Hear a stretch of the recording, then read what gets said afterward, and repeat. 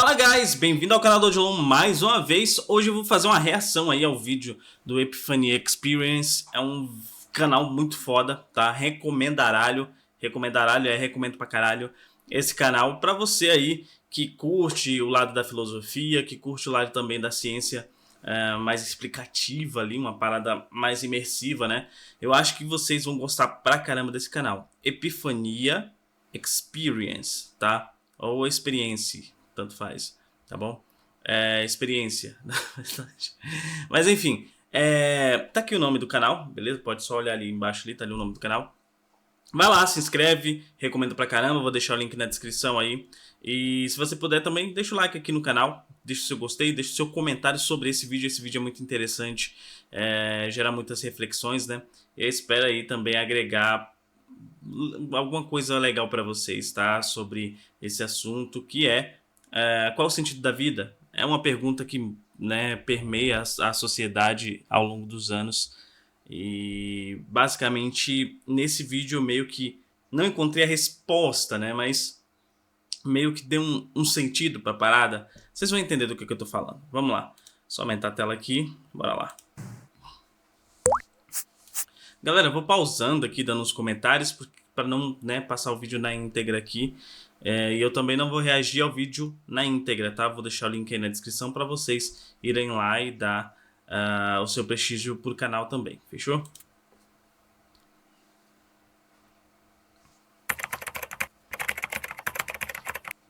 Baixinho, qual o sentido da vida? A gente não precisa de um sentido para viver uma vida boa, do mesmo jeito que a gente não precisa de um sentido para fazer sexo usando métodos contraceptivos. Ninguém para no meio do sexo e fala: chega, isso aqui não tem o menor sentido. A gente tá uns 40 minutos roçando um no outro pra quê? Hein? Me diz pra quê? Aquela pílula que você toma faz com que tudo isso seja completamente inútil. Meu Deus, que crise existencial. Ninguém. É verdade, né? Ninguém... Verdade. Isso aí não rola mesmo, não. Você faz de qualquer jeito pelo prazer, né? Por aquele sentimento de prazer e tal, do momento, mesmo que essa relação sexual seria para um fim de procriação, né? Você faz um ato que seria para um fim, tendo a certeza de que vai ter um outro fim, não tendo o fim objetivo, entendeu? Então o fim objetivo seria ter um filho, procriação, mas o fim que você procura é o fim do prazer. Então, meio que não, mesmo que não tenha o fim desejado, ou mesmo que não tenha o fim para o que foi criado, né? O sexo, que seria a procriação, você vai ter o fim desejado, que seria o prazer. Quem faz isso? Mas se o objetivo do sexo é fazer filhinho e vocês usam camisinha, ou pílula, ou qualquer coisa do tipo, teoricamente, acabou o sentido do sexo. Isso, exato. E mesmo assim, as pessoas seguem fazendo sexo com métodos contraceptivos. Por quê? Simplesmente porque é bom, gera prazer, mesmo que não tenha sentido. Exato. Pensa assim, você acorda num lugar neutro, nem ruim nem bom. A gente vai chamar esse lugar de lugar neutro. Tá. Na sua frente existem duas portas iguais e cada uma delas leva a uma estrada diferente. A estrada boa e a estrada ruim. E você tem que escolher na sorte em qual porta vai entrar. Imaginemos que você tenha dado a sorte de escolher a porta que leva à estrada boa.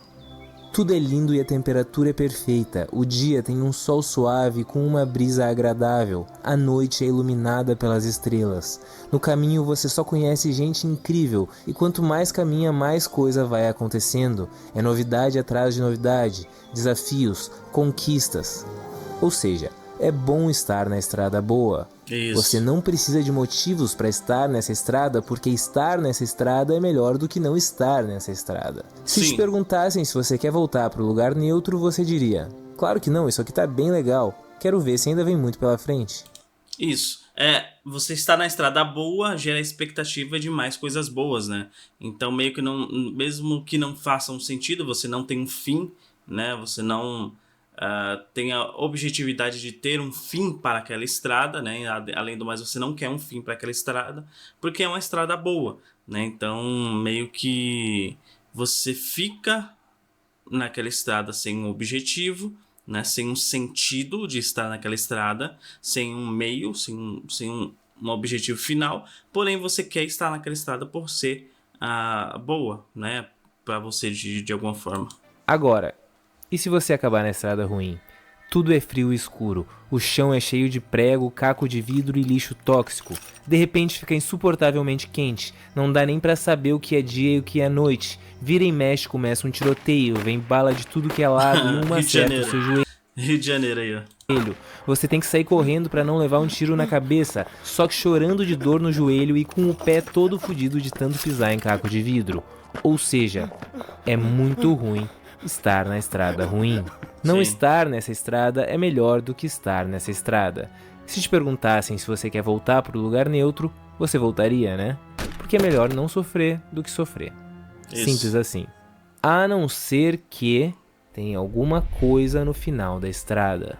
Aí muda a parada, porque aí você tem um objetivo final, você tem a esperança de que na estrada ruim haja o objetivo final que vai te dar um alento, né? Vai te dar algo melhor do que estar naquela estrada, digamos assim, né? Então, se é a mesma coisa, por exemplo, tá, gente? É só uma visão minha. É a mesma coisa da religião, tá? A religião, ela te condiciona a uma vida ruim, tá? Eu digo a religião, os dogmas, tá? Ela te condiciona a uma vida de medo, né? Por exemplo, o inferno, por exemplo. Você tem que andar certinho aqui, você tem que fazer tal coisa de acordo com a igreja, você tem que fazer tal coisa de acordo com a igreja, porque senão você vai pro inferno. Essa estrada do você tem que fazer tal coisa, você tem que ser bom aqui, ela acaba se tornando a estrada ruim, né? Porque você vai viver sempre com medo do tal do inferno. Então, mesmo que você seja uma pessoa boa, de acordo com os termos sociais, né, da sociedade que você vive, mesmo que você não tenha infringido nenhuma lei, você seja uma pessoa correta, não deu falar de ninguém, blá blá blá blá blá, mesmo assim você vai continuar com esse medo até a sua morte, né? Se você for uma pessoa religiosa, mesmo que você tenha sido bom a sua vida inteira. Então, o fim te preocupa. O fim da sua jornada, da sua vida, na sua cabeça pode ser: nossa, eu vou para o céu, seria um alento, então essa estrada ruim vai valer a pena. Ou o fim seria aquela estrada boa, né, que você é um bom moço, só que no final dessa estrada boa, você, na sua cabeça, putz, sei lá, eu peguei uma balinha que estava no chão e era de alguém, eu vou pro inferno, entendeu? Então, o fim, ele vai meio que permear o seu meio, entendeu? Mais ou menos? Entendeu? Vamos continuar assistindo o vídeo. Mas tem alguma coisa no final da estrada? Pois então, você não sabe a resposta dessa pergunta. Você não tem mérito nem culpa pela estrada que escolheu e nunca soube para onde estava indo ou o que teria no final. Essa é a vida. Você nasceu sem escolher a estrada, né? Só que se você pegou a estrada boa, tanto faz. Filho do Neymar, por exemplo, pegou a estrada boa. Não importa o que tem no final da estrada, o caminho já é incrível. Mesmo que não tenha nada lá no final, a jornada já fez tudo valer a pena. Mas e se for a estrada ruim? Teria que existir alguma coisa muito boa no final dessa estrada para valer a pena tanto sofrimento. Sim. Esse desenho tá parecendo o Gordo Saci. Ou por que continuar? Sim. A gente não precisa de um sentido para fazer alguma coisa se essa coisa gera prazer. A gente precisa de sentido para fazer alguma coisa se essa coisa gera sofrimento. Exato. Então a pergunta que realmente importa não é qual o sentido da vida, e sim qual o sentido do sofrimento. Isso. O problema dessa pergunta é a resposta.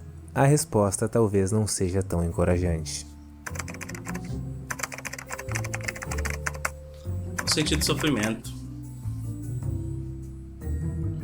Não foram poucas as doutrinas, escolas filosóficas e religiões que buscaram algum tipo de sentido para o sofrimento, e talvez tenha sido da falta de respostas satisfatórias que surgiu o antinatalismo, uma posição filosófica que defende que o nascimento tem valor negativo e que a procriação é um ato imoral, por uma variedade infindável de motivos, normalmente focados É uma loucura, né? Sabe quem eu ouvi falando sobre isso, né? Apoiando meio que essa ideia. Ele não falou exatamente o antinatalismo, mas é a mesma ideia, basicamente. O aborto vem daí, né?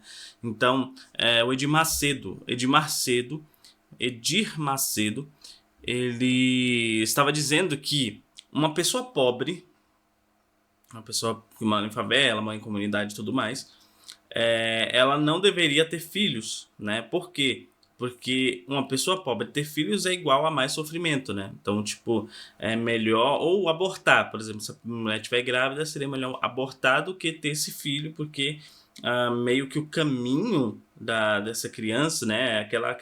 De novo, aquela variável, né? O caminho bom e o caminho de sofrimento, né? Meio que o caminho dessa criança seria o caminho de sofrimento por conta do social que ele permeia, né?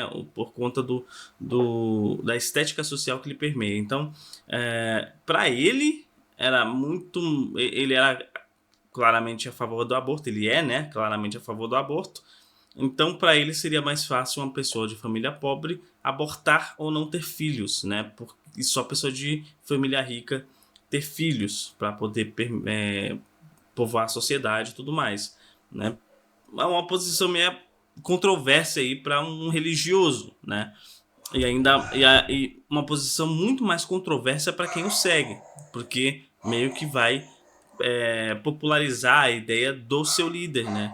Você que segue uma religião, você nada mais é do que um peão que leva a mensagem do seu líder para a sociedade, né? Você é a base que fala o que o seu líder fala. Então, basicamente é isso, tá? Na relação entre o prazer e a dor da existência. A gente encontra traços desse tipo de pensamento pelo menos desde a Grécia Antiga, tendo passado também pelos budistas, cristãos, Schopenhauer, Machado de Assis e Queen, mas foi só recentemente que o termo em si foi cunhado, provavelmente pelo escritor Théophile de Giraud, que coincidentemente ou não parece uma mistura de todos os membros do Radiohead em uma pessoa só. Segundo os antinatalistas, ter um filho biológico é um ato egocêntrico, porque ninguém faz isso pensando no bem do filho, mas sim no próprio bem. Aceitação social, continuação da linhagem familiar, uma espécie de extensão do próprio ser, a criação de um propósito de vida, ou até mesmo só para não se arrepender mais tarde. Se a gente imagina qualquer tipo de altruísmo na ideia de ter um filho, não existe nenhum argumento bom o suficiente para que esse filho não seja adotado, principalmente num mundo com mais de 150 milhões de órfãos. E se por acaso parece que o objetivo dessa filosofia é a extinção da espécie humana... Mas a extinção da espécie humana, sim, porque não faz sentido isso. Ou, por exemplo, se você for colocar isso como regra de que só pessoas, por exemplo, só pessoas que vão ter um caminho bom, uma vida bastarda, herdeiros, né, poderão ter filhos, o mundo é majoritariamente de pessoas pobres, né? Majoritariamente pessoas pobres. Então, basicamente você vai extinguir a sociedade moderna, né? É bom que fique claro que realmente é esse o objetivo. Obviamente de uma maneira indolor, pela simples abstenção de procriação. Uma defesa famosa dos antinatalistas é o quadrante de Banneter, que mostra a assimetria entre as coisas boas e as coisas ruins. Na coluna A, o ser existe e na B, o ser não existe. Na coluna A, a presença de dor é algo ruim e a presença... Não, mas esse estudo seria que desnecessário, né? Porque, por exemplo, você teria também que acabar com os animais, né? Os animais também deveriam ser extintos, porque os animais também lhe geram sofrimento, né? Uns aos outros ali. Então não é só o ser humano que gera o sofrimento. Os animais também. Então não é só acabar com a raça humana, é acabar com a raça dos animais também, tá bom? Porque se for colocar nessa tabela, por exemplo, o ser existe, então presença de dor, ruim, beleza. A presença de prazer, bom. Animais sentem prazer e animais também causam dor, causam sofrimento. Então, meio que animais entram nessa equação também, né? Então é acabar com toda a vida existente na Terra. A presença de prazer é algo bom. Simples, um valor negativo e um positivo, então eles se anulam e o saldo é zero. Na coluna B, a ausência de dor é algo bom e a ausência de prazer não é algo ruim. Por que não é ruim? porque a ausência de prazer só é ruim para alguém que já existe. É só pensar em quão preocupado a gente está com a ausência de prazer em Marte. Ao mesmo tempo que continua sendo bom o fato de que não exista sofrimento lá. Nesse caso, um valor é positivo e um valor é nulo, fazendo o saldo ser positivo. Comparando as duas colunas, existe uma assimetria e a conclusão é de que seria melhor nunca ter existido. Aí eles tiram a conclusão com base em um cálculo meio desnecessário, né? Porque pra mim é desnecessário isso aqui, porque não faz sentido a questão de prazer não é ruim, a ausência de prazer não é ruim, faz sentido, né? Faz sentido. Só que aí você acaba entrando naquela, você vai nessa ideia, ter a ideia de extinguir a vida na Terra, a vida por um todo na Terra. Então, independente se é classe rica, classe pobre, classe média, vai todo mundo pro caralho. Se é animal, vai também pra casa do caralho. Então, né, extinguir a existência na Terra. Que é mais ou menos o nome do livro de Banter. Better Never to Have Been. É bom deixar claro que ele não argumenta em favor de acabar com a própria vida ou com a vida dos outros. E ele também não diz que a vida necessariamente não vale a pena ser vivida, mas simplesmente que existe muito mais sofrimento do que prazer entre os seres sencientes, humanos ou não, e que no geral seria melhor nunca ter existido. É bem normal que essa posição encontre uma reação das pessoas tipo: niilista, vagabundo do diabo! E também não precisa de uma busca muito aprofundada para ver que boa parte dos defensores do antinatalismo claramente tem um nível significativamente alto de depressão ou alguma coisa parecida. Porra, mas lógico, né? Porra. Se o cara tem uma concepção de que seria melhor não ter nascido, não ter existido, então claramente ele tem um problema consigo mesmo, né? Ele tem um conflito interno consigo mesmo. Então, para ele é a causa do próprio sofrimento. Então, para ele seria muito mais fácil ele sumir do que ele continuar existindo. Para mim parece meio óbvio. Mas não importa muito qual a personalidade deles, se parecem que saíram de uma banda indie dos anos 90, se moram no porão da casa da mãe. O que importa são os argumentos, e se os argumentos fazem sentido, a gente precisa conversar honestamente sobre isso. Mas parece que nesse caso o meme é válido. A gente não tá pronto para essa conversa. Claro. Por isso a gente vai usar uma autoridade da depressão mais hypada, Schopenhauer, para trazer um pouquinho de credibilidade e malandragem ao debate. Ele faz uma pergunta simples: se as crianças fossem trazidas ao mundo apenas por um ato de razão pura, a raça humana continuaria a existir? Não. Se fosse por conta de razão pura, não. Quer dizer, se a razão, né, se o conceito de razão for essa ideia pensada pelos antinatalistas, né, não, seria melhor não existir. A humanidade não existir, os animais não existir, a vida na Terra não existir. Mas por uma razão de perpetuação da raça humana, sim. Aí vai depender, né, sei lá. Não preferiria um homem ter tanta empatia com a geração vindoura a ponto de poupá-la do fardo da existência, ou pelo menos não assumir a responsabilidade de impor esse fardo a sangue frio? O problema principal tá na razão pura. É muito difícil analisar e questionar racionalmente uma coisa tão diretamente ligada aos nossos instintos e emoções mais primitivas quanto a reprodução, e mais, o valor da nossa própria. Exatamente. Então a razão não se enquadra aqui, né? O que se enquadra é instinto. Não se enquadraria a razão ali, né? Porque já entra no modo racional da coisa, obviamente, a razão, né? Então essa questão da reprodutividade humana, animais também, entra no lado mais primitivo, mais animalesco, ou seja, irracional da parada, né? Então o corpo, é claro que você vai decidir ter o ato sexual, né? Você e sua companheira vai decidir sobre isso do modo racional, né? Antigamente não, né? Homo sapiens e tudo mais, eles faziam pelo instinto, né? Pelo modo primitivo, pela perpetuação da espécie, né? Pela preservação da espécie. Hoje em dia a gente age mais pela razão nessa questão, né? Tem o que de primitivo, distintivo ali, mas de certo modo a gente pode agir pela razão. Pode não se enquadrar aqui, pode não se enquadrar aqui, mas de certo modo, sim, né? Então, própria existência, e mais, o valor da existência de toda essa espécie iluminada, perfeita e que acredita ser o centro do universo. exatamente. Porque a razão, ela nos leva a pensar na perpetuação da espécie, o que nos liga diretamente com o nosso instinto primitivo. É uma loucura, né? É um loop do caralho isso aí. Pois é, a gente já sabe, ou pelo menos deveria saber, que não é o centro de nada, mas Sim. mesmo assim ainda sente e age como se fosse. É só pensar no que a gente faria se uma espécie de animal estivesse ameaçando fortemente a nossa existência.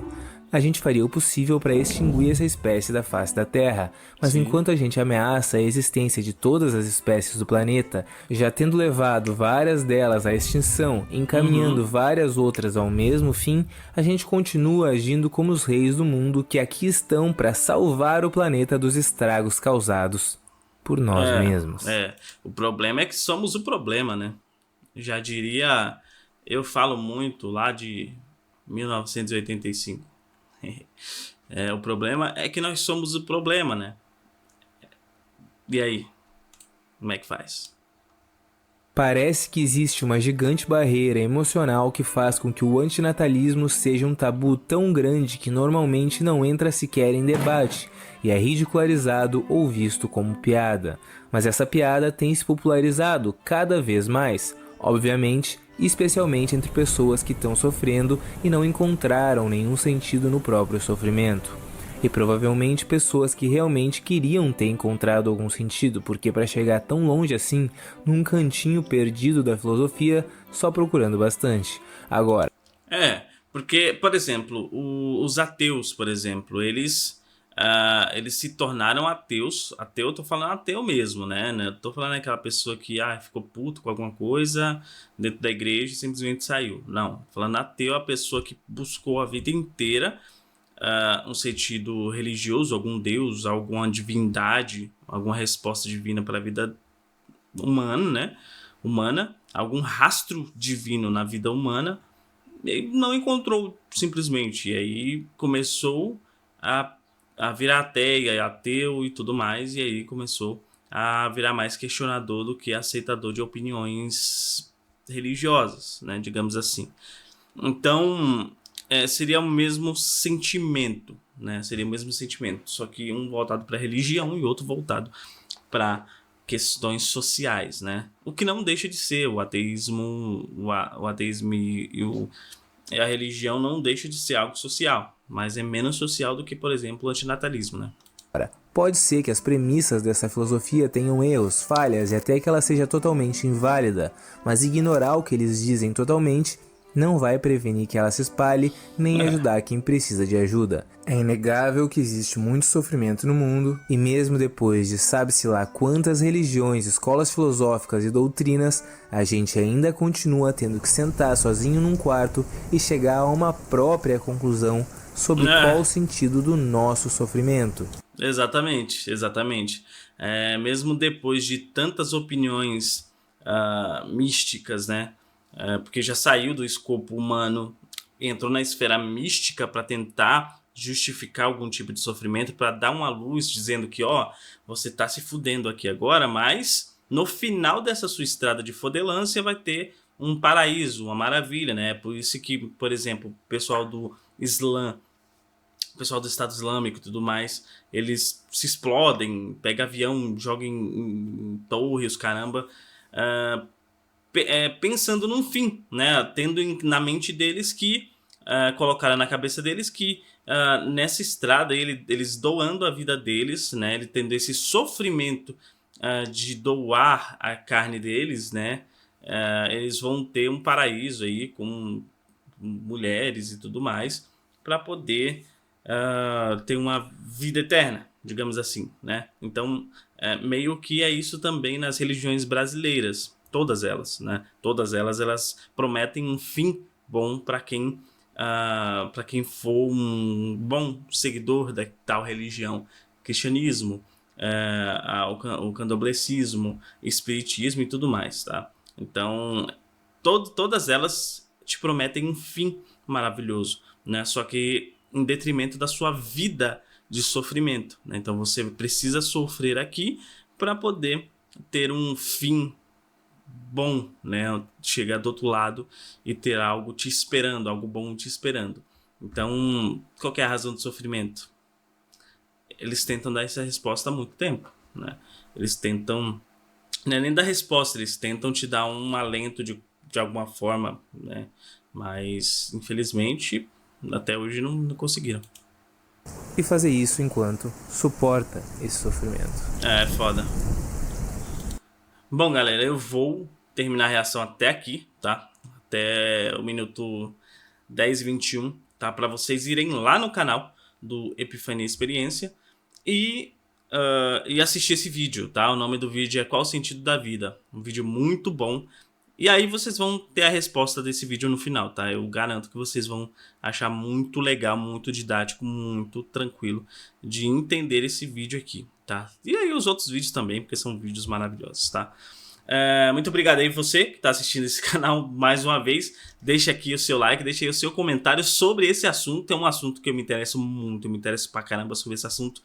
Às vezes a gente fica em pirueta, né? Fica muito louco vendo, entendendo esse tipo de assunto aí, que é um assunto muito amplo, mexe com a nossa cabeça.